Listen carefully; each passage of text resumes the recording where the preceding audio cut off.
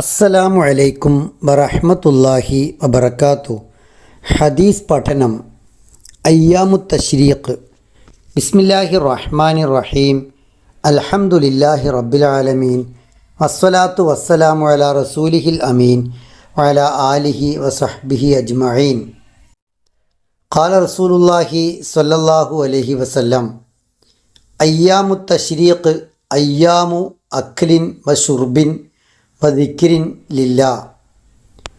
റസൂലുള്ളാഹി സ്വല്ലല്ലാഹു അലൈഹി വസല്ലമ പറഞ്ഞു, അയ്യാമു തശ്രീഖ് എന്നത് ഭക്ഷണത്തിൻ്റെയും പാനീയത്തിൻ്റെയും അള്ളാഹുവെ ഓർക്കലിൻ്റെയും ദിവസങ്ങളാണ്.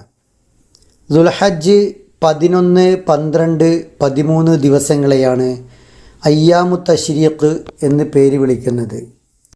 ആ 3 ദിവസം പെരുന്നാളിൻ്റെ ബലിപെരുന്നാളിൻ്റെ ദിവസങ്ങൾ കൂടിയാണ്. ആ ദിവസങ്ങൾ അയ്യാമു അക്ലിൻ ഭക്ഷണത്തിൻ്റെയും ബഷുർബിൻ കുടിക്കലിൻ്റെയും വദിക്രിൻ ഓർക്കലിൻ്റെയും ലില്ല അള്ളാഹുവിനെ എന്നാണ് റസൂൽ കരീം സല്ലല്ലാഹു അലൈഹി വസല്ലമ പറഞ്ഞത്. ആ ദിവസങ്ങളിൽ നോമ്പ് നോൽക്കാൻ പാടില്ല.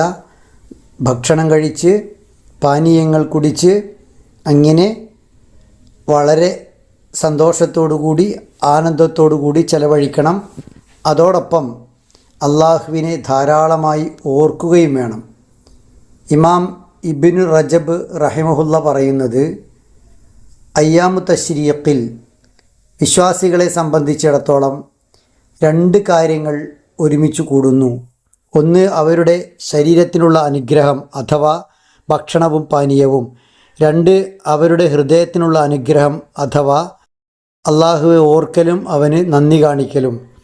2ഉം ഒരേ സമയം വരുന്ന ദിവസങ്ങളെന്ന നിലക്ക് വളരെ പ്രധാനപ്പെട്ട ദിവസങ്ങളാണ് അയ്യാമു തശ്രീഖ്.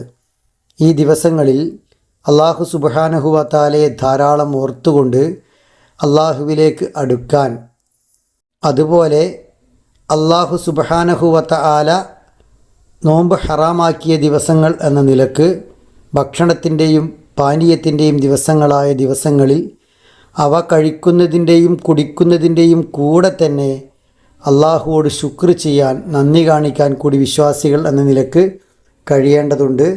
റസൂൽ കരീം സല്ലല്ലാഹു അലൈഹി വസല്ലമ പറഞ്ഞു, ലാ തസൂമു ഹാദിഹിൽ അയ്യാം, ഈ ദിവസങ്ങളിൽ നിങ്ങൾ നോമ്പെടുക്കാൻ പാടില്ല. ഫ ഇന്നഹ, നിശ്ചയം അവ അയ്യാമു അക്ലിൻ വശുർബിൻ ഭക്ഷണം കഴിക്കലിൻ്റെയും വെള്ളം കുടിക്കലിൻ്റെയും ദിവസങ്ങളാണ്. വദിക്രിൻ ലില്ലാഹി അസ്സ വജല്ല, അള്ളാഹുവെ ഓർക്കുന്നതിനുള്ള ദിവസങ്ങൾ കൂടിയാണ്. ഒരേ സമയം ശരീരത്തിനാവശ്യമായ ഭക്ഷണപാനീയങ്ങൾ, അതേസമയം ആത്മാവിനാവശ്യമായ അള്ളാഹുവോടുള്ള ദിക്ർ, ഇതെല്ലാം കൂടിച്ചേരുന്ന ശ്രേഷ്ഠ ദിവസങ്ങളെ ഏറ്റവും നന്നായി ഉപയോഗിക്കാൻ കഴിയേണ്ടതുണ്ട്. ജീവിതത്തിൽ കിട്ടുന്ന ഓരോ ശ്രേഷ്ഠ ദിനങ്ങളെയും ഇത് അവസാനത്തേതാണ്, അടുത്ത വർഷം ഇതാവർത്തിക്കുമ്പോൾ ഞാൻ ഉണ്ടായിക്കൊള്ളണമെന്നില്ല എന്ന ചിന്തയോടെ തന്നെ ഉപയോഗിക്കുക. അള്ളാഹു സുബ്ഹാനഹു വ തആല അനുഗ്രഹിക്കുമാറാവട്ടെ.